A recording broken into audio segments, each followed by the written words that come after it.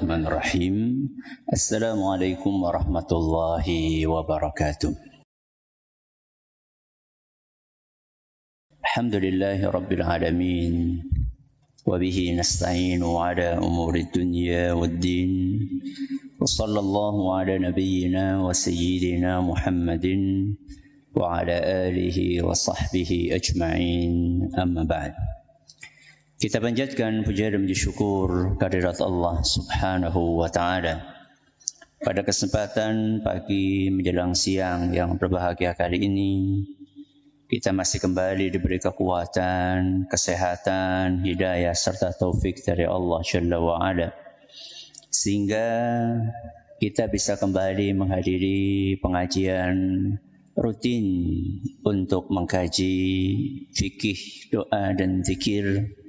Kita berharap semoga Allah Subhanahu wa taala berkenan untuk melimpahkan kepada kita semuanya ilmu yang bermanfaat sehingga bisa kita amalkan sebagai bekal untuk menghadap kepada Allah Jalla wa Ala. Allahumma amin. Salawat dan salam semoga senantiasa tercurahkan kepada junjungan kita Nabi Agung Muhammad sallallahu alaihi wasallam, kepada keluarganya, sahabatnya, dan umatnya yang setia mengikuti tuntunannya hingga di akhir nanti. Para hadirin dan hadirat sekalian dan juga segenap pendengar serta pemirsa rahimani wa rahimakumullah. Alhamdulillah, hari ini kita memasuki serial nomor 221 dalam kajian fikih, doa dan zikir, mengangkat tema menjawab muadzin. Apa temanya? Menjawab muadzin. Muadzin itu siapa? Orang yang mengumandangkan adzan. Jadi dalam agama kita itu ada banyak ibadah yang ringan, tapi pahalanya besar. Ya, pahalanya besar padahal apa? Ibadahnya ringan. Salah satunya adalah menjawab muadzin. Ini adalah sebuah amalan yang ringan. Karena cuma mengucapkan seperti apa yang diucapkan oleh muadzin. Apakah menirukan muadzin itu membutuhkan energi besar? Tidak. Apakah menirukan muadzin membutuhkan duit? Tidak. Apakah menirukan muadzin membutuhkan kecerdasan EQ tinggi? Enggak. Berarti ini adalah sebuah amalan yang ringan. Tapi walaupun ringan, ganjaran yang dijanjikan bagi orang yang rutin mengamalkannya luar biasa. Kenapa kok banyak orang sudah tahu ini amalan ringan, tapi enggak melakukannya? Kenapa? Bu, kenapa Bu? Males? Siapa? Jenengan apa? Ya. Ada banyak kemungkinan. Mungkin pertama belum tahu. Mungkin enggak ada orang yang belum tahu? Mungkin enggak? Mungkin. Atau kemungkinan yang lain, sudah tahu tapi lupa. Sudah tahu tapi lupa. Jenengan tahu enggak kalau ngerasani itu haram? Sing ngerasani apa ora? Kenang apa? Kelalen. Saben dina kelalen. Ya. Mungkin belum tahu, mungkin lupa, atau mungkin tahu, sudah tahu, lupa enggak lupa, tapi cuek. Napa? Cuek. Enggak peduli. Na'udzubillahi min dzalik. Jenengan yang mana? Yang lupa, apa yang belum tahu, apa yang cuek? Yang mengamalkan. Yang mengamalkan. Jadi salah satu sunnah Yang ringan tapi pahalanya istimewa adalah menjawab napa? Muadzin. Apa maksudnya menjawab muadzin? Mari kita lihat hadis berikut ini. Nabi kita Muhammad sallallahu alaihi wasallam bersabda, "Idza qala al-muadzinu Allahu akbar, faqala ahadukum Allahu akbar, Allahu akbar." Seandainya muadzin mengucapkan Allahu akbar, Allahu akbar, maka hendaklah kita mengucapkan apa? Allahu akbar, Allahu akbar. Berarti sama persis. Tsumma qala asyhadu an la ilaha illallah. Qala asyhadu an la ilaha illallah. Dan ketika muadzinnya mengucapkan asyhadu an la ilaha illallah, maka hendaklah kita mengucapkan asyhadu an la ilaha illallah. ثم قال أشهد أن محمد رسول الله قال أشهد أن محمد رسول الله. Dan kalau muadzinnya mengucapkan asyhadu anna Muhammadar Rasulullah, maka ucapkanlah asyhadu anna Muhammadar Rasulullah. Berarti sampai di sini semuanya sama. Allahu akbar dijawab napa? Allahu akbar. Asyhadu an la ilaha illallah dijawab asyhadu an la ilaha illallah. Asyhadu anna Muhammadar Rasulullah dijawab asyhadu anna Muhammadar Rasulullah. Sampai di sini sama.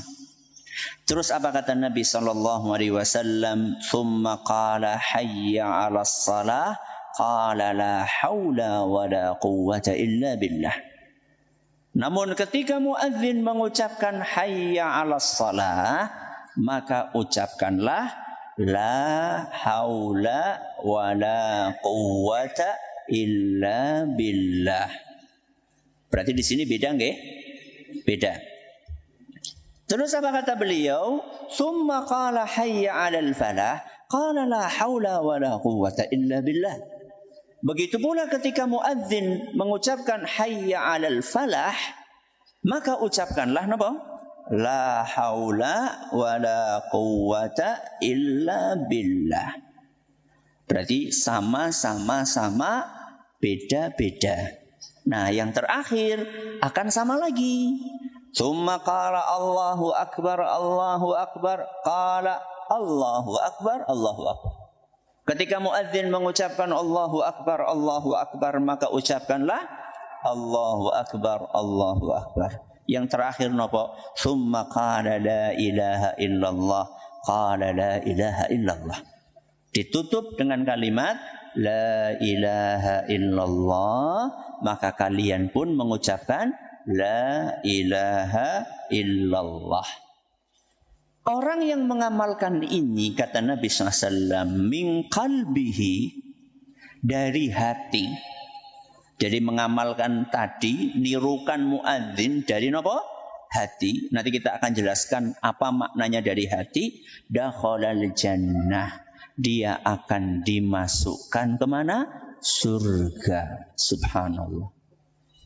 Balasan surga niku istimewa napa biasa?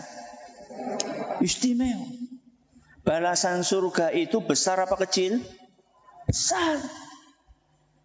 Tapi walaupun balasannya istimewa dan besar, amalannya ringan atau berat? Ringan atau berat? Ringan. Cuma menirukan saja, itu kan ringan. Tapi nanti kita akan jelaskan. Tapi ada syaratnya. Syaratnya adalah min qalbihi. Napa? Min qalbihi. Jadi dia mengucapkan kalimat-kalimat tadi dari hati. Ustaz, maksudnya dari hati siapa? Apa batin? Ngertos batin? Batin siapa? Batin ya di dalam hati. Jadi mulutnya tidak bergerak. Apa seperti itu? Bukan. Dari hati itu bukan maksudnya batin, bukan. Karena dari tadi Nabi SAW mengatakan qala, qala, qala. Qala itu artinya mengucapkan. Jadi kalau mengucapkan mulutnya bergerak napa mboten? Bergerak. Ketika muadzinnya Allahu Akbar, kita pun mulutnya bergerak mengucapkan apa? Allahu Akbar, Allahu Akbar. Maka maksud dari min qalbihi, dari hati, bukan batin, tapi dari hati artinya adalah ikhlas. Karena ikhlas tempatnya di mana? Di hati. Jadi orang akan masuk surga ketika mengamalkan amalan ini, syaratnya harus apa? Ikhlas. Nah, ikhlas tempatnya di mana? Hati. Jadi rasah di ngomong-ngomongakan. Ya nyong ikhlas ya, temenan ya, ikhlas ya, ikhlas. Ya. Karena ikhlas bukan di mana? Bukan di mulut. Ikhlas itu tempatnya di hati. Makanya Nabi katakan min qalbihi, dari hatinya. Kemudian wallahu a'lam, bisa juga mungkin ditafsirkan min qalbihi, selain ditafsirkan ikhlas, juga ditafsirkan paham maknanya. Kenapa? Paham maknanya.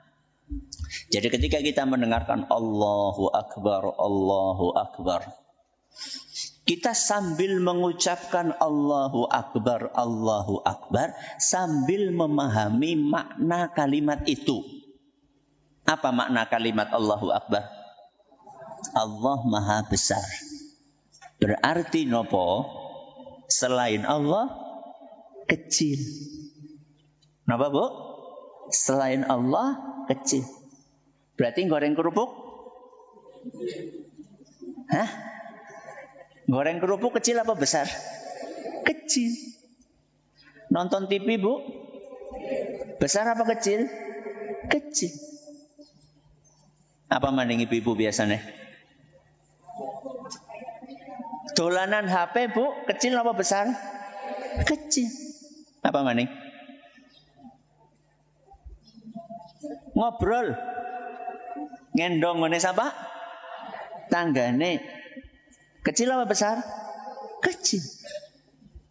Berarti ketika kita sudah menirukan muadzin Allahu Akbar, yang maknanya Allah Maha Besar, berarti selain Allah kecil, artine tinggalkan. Karena yang besar hanya sinten? Allah. Itu salah satu mungkin makna dari min qalbihi. Dari apa? Hati. Jadi tadi maknanya dari hati ikhlas. Atau makna yang lain mungkin adalah apa? Memahami makna apa yang diucapkan. Dakhalal jannah, maka dia akan masuk surga. Baik.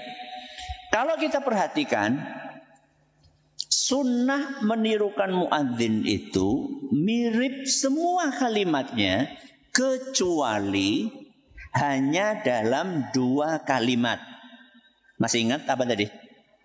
Hayya 'alas shalah sama apa? Hayya 'alal falah. Ketika muadzin mengucapkan hayya 'alas shalah, kita disunahkan untuk menjawab dengan kalimat la haula wala quwwata illa billah. Begitu pula ketika muadzin mengucapkan hayya 'alal falah, kita juga disunahkan untuk mengucapkan la haula wala quwwata illa billah. Pertanyaannya, kenapa? Kenapa bukan sama? Misalnya muadzin mengucapkan hayya 'alas shalah, dewek melu macan apa? Hayya 'alas shalah. Kenapa kok jawabnya la haula wala quwwata illa billah? Kenapa, Bu? Karena itu yang dicontohkan sama Rasulullah Sallallahu Alaihi Wasallam. Ini jawaban paling apa? Paling gampang, ya. Paling simple dan benar insya Allah. Ya karena Rasulullah SAW ngajarin seperti itu. Itu jawaban pertama. Jawaban yang kedua, karena kata para ulama, hayya 'alas shalah artinya apa? marilah sholat. Berarti ini namanya ajakan. Ayo pada sholat. Pertanyaannya, apakah kita bisa memenuhi ajakan itu kalau tidak dibantu sama Allah? Kok sepi? Saya ulangi. Hayya 'alas shalah itu artinya apa? Ajakan untuk sholat. Kita lagi diajak. Pertanyaannya, apakah kita bisa memenuhi ajakan itu berangkat sholat kalau tidak dibantu sama Allah? Tidak bisa. Tidak bisa. Makanya kita ucapkan apa? La haula wa la quwwata illa billah. Tidak ada daya dan kekuatan kecuali hanya dari Allah. Alias kita itu sebenarnya lagi mohon kepada sinten? Kepada Allah. Ya Allah, bantulah aku. Supaya nopo? Supaya bisa memenuhi panggilan ini. Saya tanya sama jenengan. Apakah orang yang kuat fisiknya? Apakah orang yang sehat jasadnya mesti bisa memenuhi panggilan itu? Belum tentu. Belum tentu. Ada orang Masya Allah bisa lari maraton berapa kilo? 10 kilo. 10 kilo maraton gak berhenti. Jauh atau tidak? Jauh. Jenengan pinten kilo? Sekilo?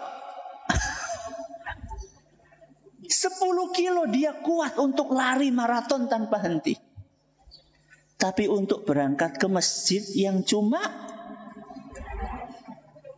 jenengan pinten meter bu karo masjid? Cuma 50 meter. Bahkan ada yang tangganya masjid, tetangganya masjid. Berarti cuma 3 meter 10 langkah. Tidak bisa. Berarti itu bukan urusan kekuatan fisik. Tapi itu urusan hidayah.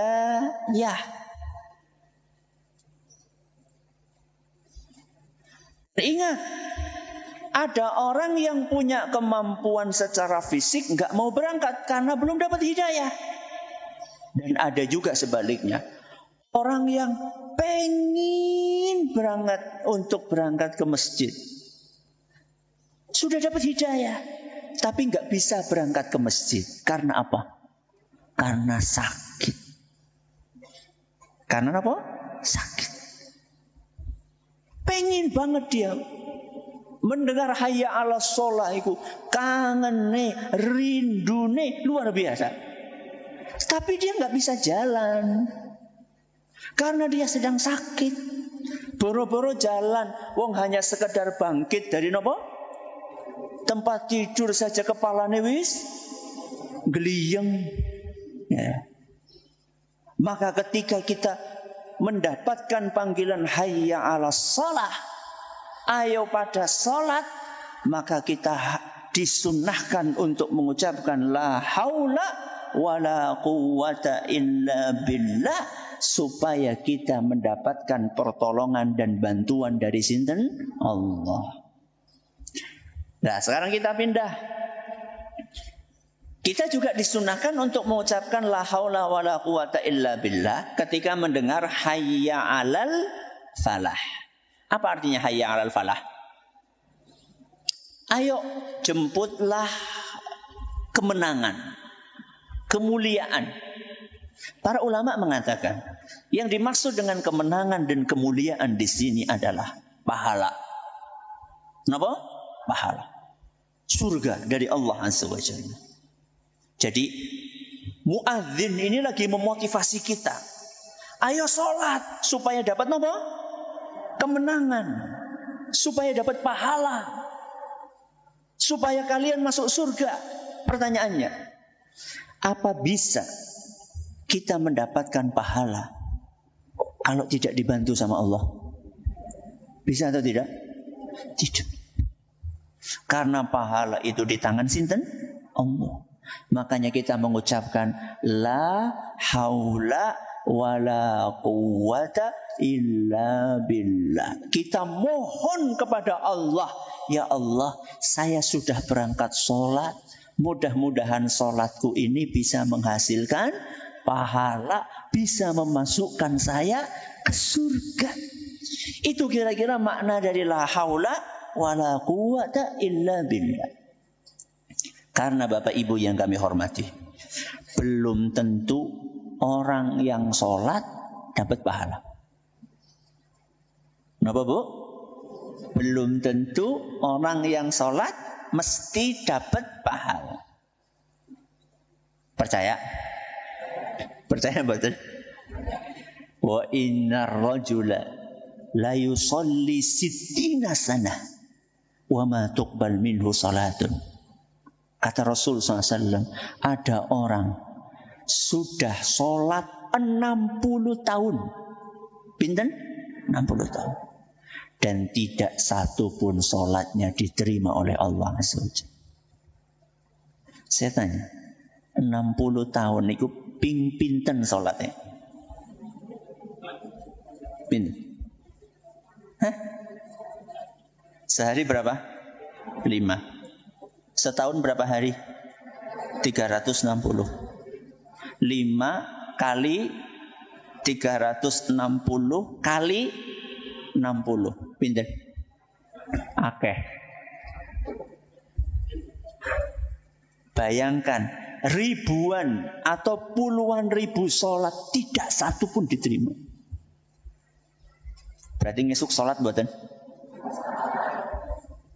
Berarti ngesuk sholat buatan? Loh, kan belum tentu diterima. Apa maning orang sholat? Apalagi tidak sholat. Jadi pola pikirnya itu bukan lawislah rosah sholat, bukan. Tapi pola pikirnya adalah kenapa kok orang itu sholatnya nggak diterima? Dicari sebabnya. Sebabnya sudah dijelaskan oleh Nabi SAW. Kata Nabi SAW, yutimmu ruku'ahu wala yutimmu sujudahu. Yutimmu sujudahu wala yutimmu ruku'ahu. Orang yang sudah 60 tahun sholat gak diterima satu pun sholatnya karena mungkin rukuknya benar tapi sujudnya ora benar. Sujudnya benar, ruku'e ora benar. Berarti supaya diterima bagaimana? Sing benar. Apa nek? Salate, rukuknya yang benar, sujudnya yang benar, bahkan dari takbiratul ihram sampai salam yang benar. Itu pola pikir yang benar. Ya. Maka disunahkan untuk mengucapkan la haula wala quwwata illa billah. Supaya apa? Supaya kita mendapatkan pahala dari sholat yang kita kerjakan. Baik. Jadi siapapun yang mengamalkan itu rutin dari hati, maka dia akan mendapatkan apa tadi? Balasan surga dari Allah Subhanahu wa ta'ala. Terus ada sunnah yang banyak orang belum tahu. Ya. Kalau tadi kan kita setelah mendengar asyhadu an la ilaha illallah, apa kita tirukan? Sama toh ya? Ya, asyhadu anna Muhammadar Rasulullah juga sama. Ternyata ada sunnah yang lain yang banyak orang belum tahu. Apa itu?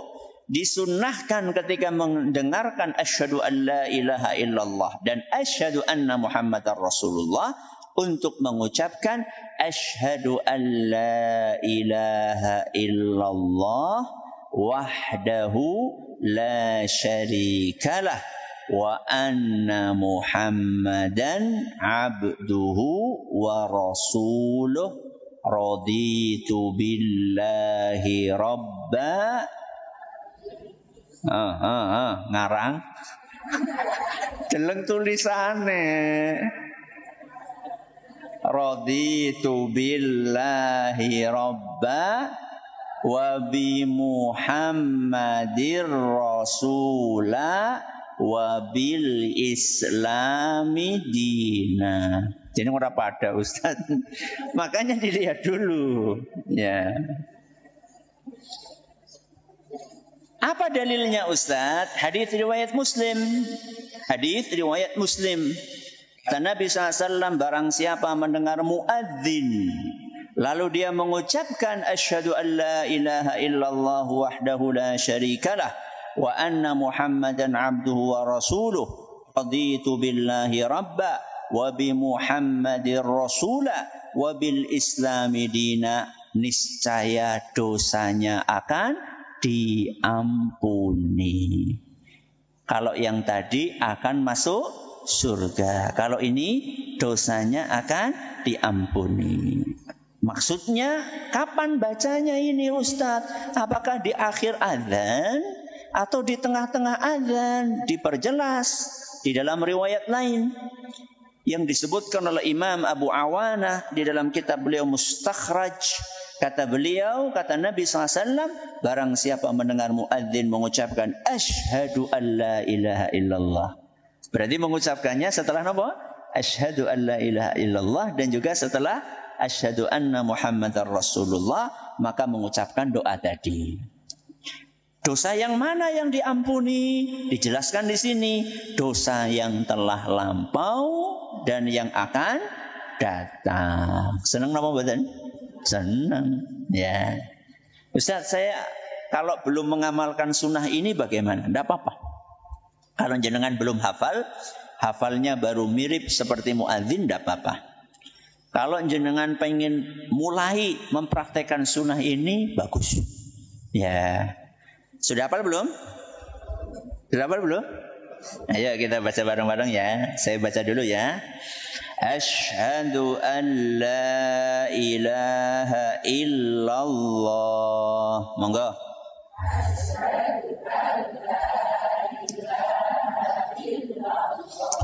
Wahdahu la syarika lah. Wa anna Muhammadan abduhu wa rasuluh.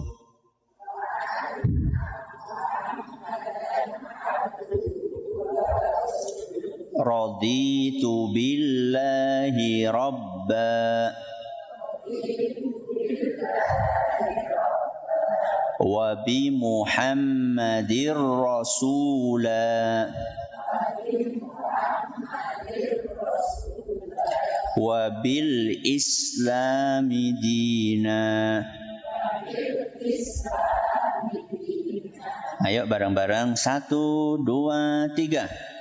Asyhadu an la ilaha illallah wahdahu la syarika lah wa anna Muhammadan abduhu wa rasuluh. Raditu billahi rabba wa bi Muhammadir rasula wa bil islami dina. Sendirian. 1, 2, 3.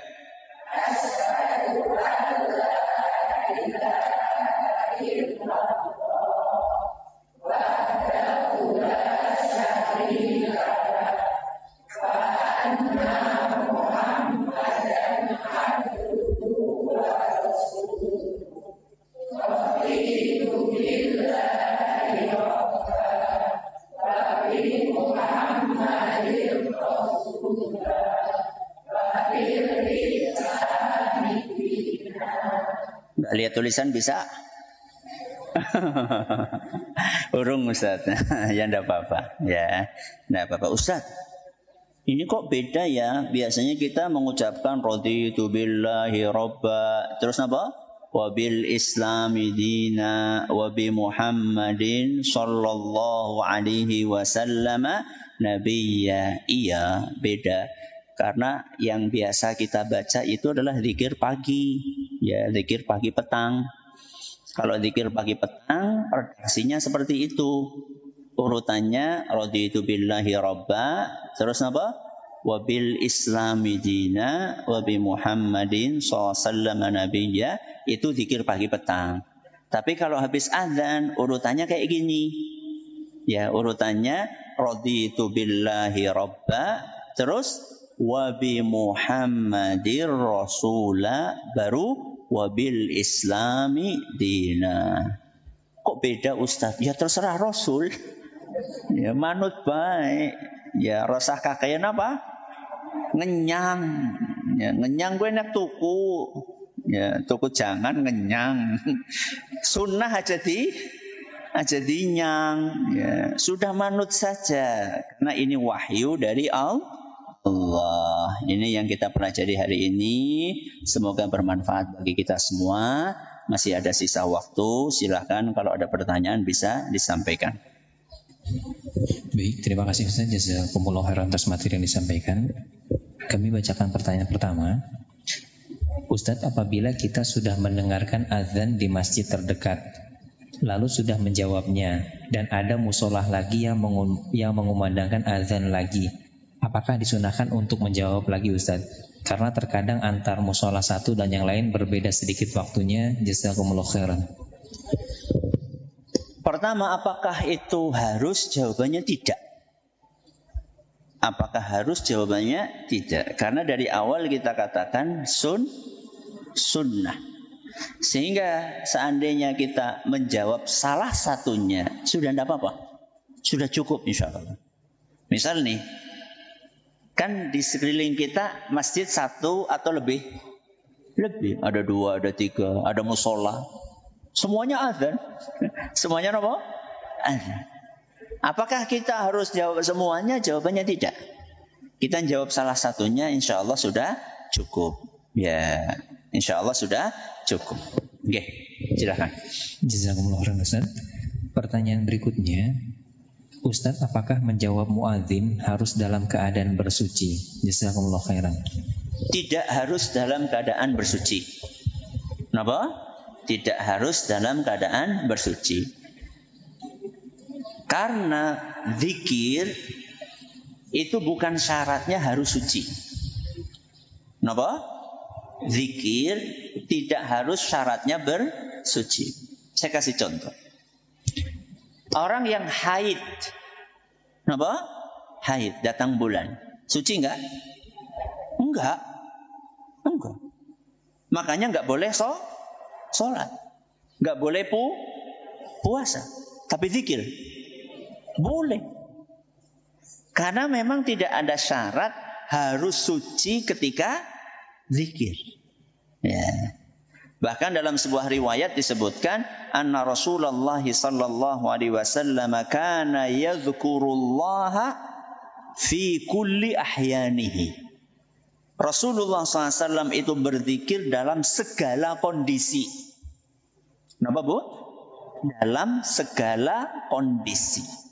Segala kondisi ini masuk di dalamnya kondisi suci dan kondisi tidak suci. Ya. Salah satu makna dalam segala kondisi adalah dalam kondisi suci maupun dalam kondisi tidak suci. Lebih afdal mana Ustaz? Zikir dalam keadaan suci atau tidak dalam keadaan suci? Ya lebih afdal dalam keadaan suci lah. Tapi kan pertanyaannya tadi bukan afdal atau tidak. Pertanyaannya boleh atau tidak? Harus atau tidak? Jawabannya tidak harus. Jadi misal nih, kita dengar azan. Pas lagi azan itu kita belum wudu. Apakah kita harus wudu dulu sebelum menjawab? Enggak. Wudu ya rampung disit. Apa nih? Azan nih. Ya sudah dijawab aja walaupun belum wudu. Nggih. Baik, terima kasih Ustaz. Jazakumullah khairan.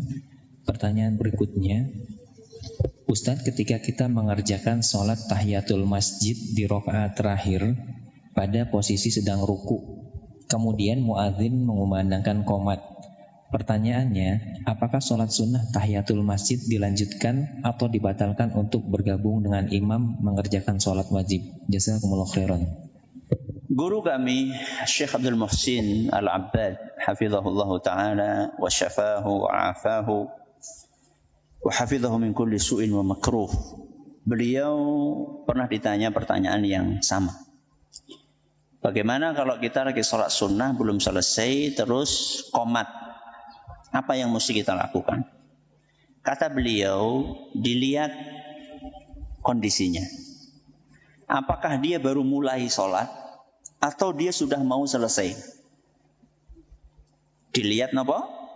Kondisinya. Dia baru mulai sholat atau sudah mau selesai?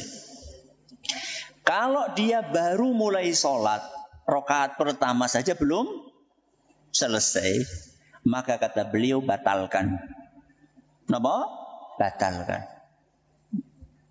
Karena kalau sudah dikumandangkan iqamah, maka saat itu yang wajib dikerjakan adalah apa? Sholat fardu. Ini lagi ngomongin orang yang di masjid ya.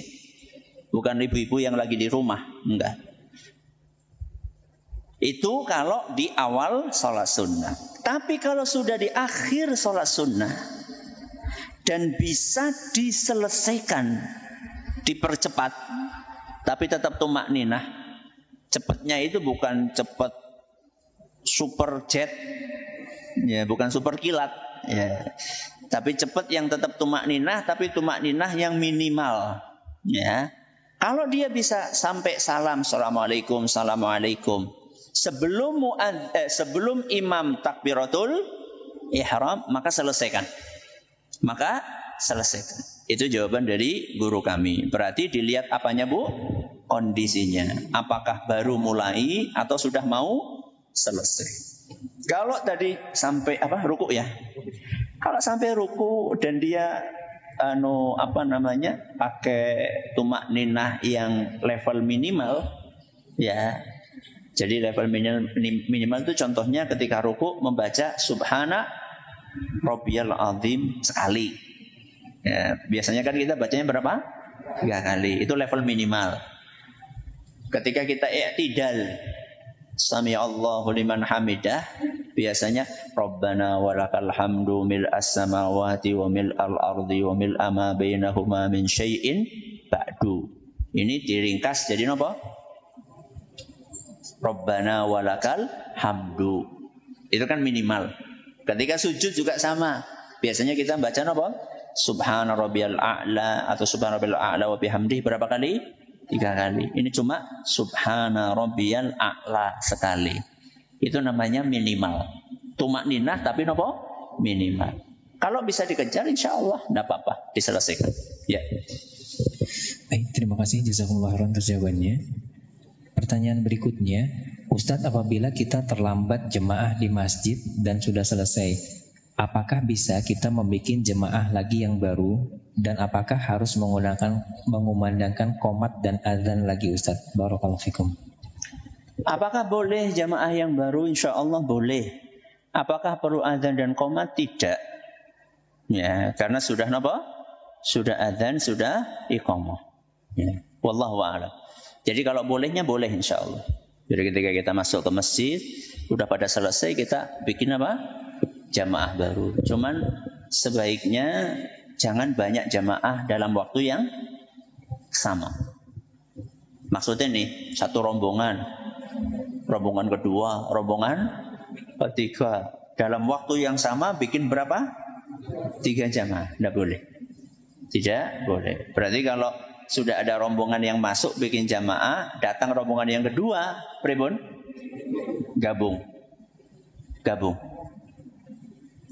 Ustaz, kadang-kadang ketika kita perhatikan rombongan yang pertama ini imamnya nggak tumak ninah Ustaz. Imamnya cepat banget. Bagaimana Ustaz? Ya tunggu sampai selesai. Nanti jenengan baru sholat sendiri rombongan yang kedua yang tumak ninah insya Allah. Jadi boleh untuk membuat jamaah baru seandainya imamnya sudah selesai menunaikan sholat berjamaah. Baik, terima kasih Ustaz. Jazakumullah khairan. Apakah tadi azan? Enggak azan. Kalau qomat wallahu a'lam. Ya, kalau qomat apakah perlu qomat lagi? Ini perlu kami pelajari. Kalau azan enggak perlu. Apakah perlu qomat lagi? Ini saya perlu pelajari dulu. Wallahu a'lam. Baik, satu pertanyaan terakhir Ustaz.